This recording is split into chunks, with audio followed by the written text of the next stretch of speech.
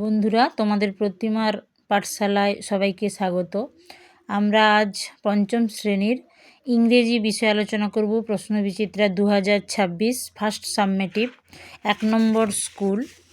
দেখো, প্রথম 1 নম্বর স্কুলটা হচ্ছে এসি ইনস্টিটিউশন মালদা। আমরা আগে টেক্সটটা পড়ে নেব। 1 নম্বরে বলেছে, read the following text carefully and answer the questions given below.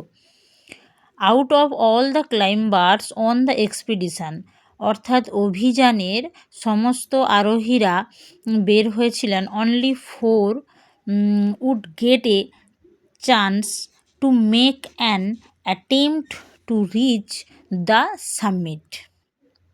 চূড়াতে পৌঁছানোর জন্য সুযোগ পেয়েছিল 4 জন আরোহী। Hunt the team leader, Hunt ছিলেন দলের নেতৃত্ব দিয়েছিলেন হান্ট। সিলেক্টেড 2 টিমস, তিনি 2টো দলকে বেছে নিয়েছিলেন। অফ ক্লাইম্বার্স, আরোহীদের মধ্যে 2টো দল বেছে নিয়েছিলেন। The first team included Tom Bourdillon and Charles Evans, প্রথম দলে ছিল টম বার্লিডিয়ন এবং চার্লস ইভান্স। হোয়াইল, যখন Edmund Hillary and Tenzing Norgay made up the second team, এবং দ্বিতীয় দলে ছিল এডমন্ড হিলারি এবং তেনজিং নোরগে। এর দাগের প্রশ্ন বলেছে, write T for true and F for false statements in the given boxes. বক্সের মধ্যে এখানে বলেছে যেটা সত্যি হলে সেটাতে টি করবে এবং মিথ্যা হলে এফ লিখবে। একে বলেছে Edmund Hillary was from the first team, প্রথম দলে ছিল এডমন্ড হিলারি, এটা মিথ্যা। ফলস, কারণ ফার্স্ট টিমে ছিল টম বার্লিডিয়ন এবং চার্লস ইভান্স। এডমন্ড হিলারি ছিলেন দেখো সেকেন্ড টিমে, তাই এটা ফলস। বিতে হবে বলেছে অনলি 5 ক্লাইম্বার্স, শুধুমাত্র 5 জন আরোহী গট এ চান্স, একটা সুযোগ পেয়েছিল to try to reach the summit, শেখরে পৌঁছানোর জন্য। ফলস, আমরা প্রথমেই পড়েছি চান্স পেয়েছিল কজন, অনলি 4, 4 জন। তারপরে বিতে বলেছে অ্যান্সার দ্য ফলোয়িং কোশ্চেন্স, এতে who were the climbers of the first team, প্রথম দলে কারা কারা ছিল, মানে কোন কোন সদস্যরা ছিল। দেখো, প্রথম টিমে ছিল the first team included Tom Bourdillon and Charles Evans, এইখান পর্যন্ত লিখবে এইখান থেকে। বিয়ের এতে বিতে বলেছে who was the team leader of the expedition, এই অভিযানের দলের নেতৃত্ব দিয়েছিলেন কে, আমরা এখানে পড়েছি দেখো হান্ট দ্য টিম লিডার। তাহলে বলবে hunt was the team leader of the expedition, হুর জায়গায় এখানে হান্ট, কর্নেল জন হান্ট। আচ্ছা, তারপরে সিতে বলেছে ফাইন্ড আউট এ ওয়ার্ড, একটা শব্দ খুঁজে বের করো ফ্রম দ্য অ্যাবাভ টেক্সট থেকে, হুইচ মিনস, যার মানে দ্য ফলোয়িং, এখানে বোঝানো। দেখো, টপ মানে কি, শিখর বা উঁচু যে জায়গাটায়। সাবমিট, এটা কি হবে, সিনোনিম, এগুলোকে বলা হয় সিনোনিম বা সমার্থক শব্দ হবে সাবমিট। তারপরে দেখো 2 দাগের বলছে ডু অ্যাজ ডাইরেক্টেড, যা করতে বলেছে সেটা করতে হবে। এতে বলেছে Osman is a good boy, এখানে বলেছে দেখো identify the proper noun in the given sentence, এই সেন্টেন্স থেকে যেটা প্রপার নাউন সেটাতে আমাকে আইডেন্টিফাই করতে হবে। ওসমান একজন নির্দিষ্ট করে একটা নাম বোঝাচ্ছে, প্রপার নাউন, তার জন্য ওসমান হলো প্রপার নাউন। বিতে বলেছে change the gender of the word duck and right, ডাকের জেন্ডার অর্থাৎ লিঙ্গ পরিবর্তন করলে হবে কি, ড্রেক বা ড্রাক।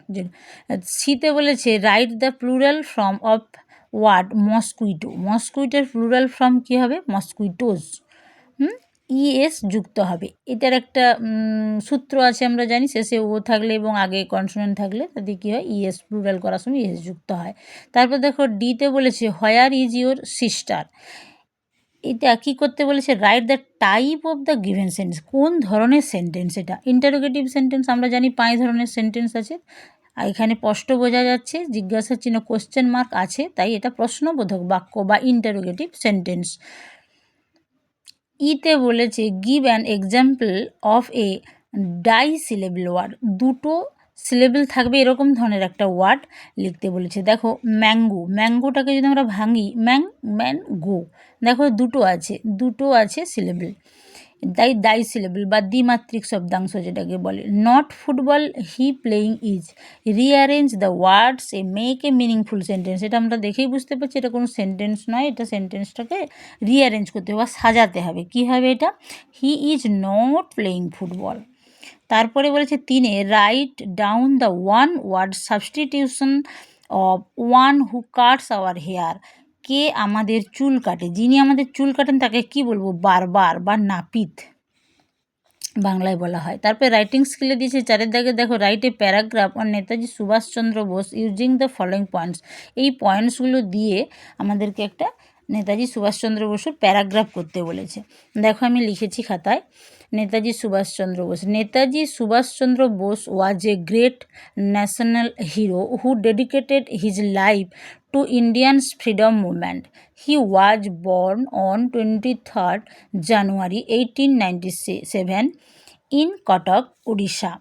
His father was Janakinath Bose and mother was Prabhavati Devi. He was a brilliant student. He received his early education from Ravenna Collegiate School and the later Scottish Church College in Calcutta. He then pursued higher education in England and passed the Patrician Indian Civil Service ICS examination in 1920. He became a prominent leader in freedom struggle. Netaji, as he popularly known, in remembered forever for his unwavering commitment and sacrifice for the nation. এটা ছিল আজকের। এটা একটু বড় হবে কারণ দেখো পয়েন্টগুলো কিন্তু অনেক দেওয়া আছে, সেই পয়েন্ট অনুযায়ী কিন্তু আমি দেখে দেখে করেছি, খুব সুন্দরভাবেই করে দেওয়া আছে। তোমরা এটা করবে, খুব সুন্দরভাবেই এটা করা যায়। সবটা যে মুখস্থ করে করতে হবে তার কোনো মানে নেই, তোমরা এখানে দেখবে একটা একটা করে। তবে প্রথম যেহেতু এখানে বলে দেখো গ্রেট ন্যাশনাল হিরো, তিনি ছিলেন একজন মহান জাতির নেতা ছিলেন, জাতির জনক, যে মানে জাতির নেতা তিনি। দেখো সেইভাবে আমি এটাই তার প্রথম কিন্তু ভূমিকাটা এটা দিবে যে Netaji Subhash Chandra Bose was a great national hero who dedicated his life, মানে যিনি উৎসর্গ করেছিলেন তার জীবনটাকে ভারতীয় সংগ্রামের মুহূর্তের মধ্যে। এটা তার প্রথম, এখান পর্যন্ত তার এটা দিবে। তারপরেই দেখো দেওয়া আছে, দেখো বর্ন অন 23rd জানুয়ারি, তিনি জন্মগ্রহণ, তার মানে এখানে হি যোগ করে দেবে। হি ওয়াজ বর্ন অন 20, আমরা জানি তারিখের আগে কি হয় অন এবং সালের আগে ইন হয়, এখানে কমা দিয়ে আমরা যেহেতু স্থান দিয়েছি তাই ইন কটক উড়িষ্যা দিয়েছি। তারপরে দেখো তার বাবার নাম, মায়ের নাম, পরপর সব যা দেওয়া আছে এইভাবেই সুন্দর করে এখানে লিখে দিয়েছি, তোমরা এটা করতে পারো। নমস্কার। ভালো লাগলে অবশ্যই একটি লাইক করে দিও আর কমেন্ট করো আর কি ধরনের ভিডিও তোমরা চাও, আর শেয়ার করে দিও।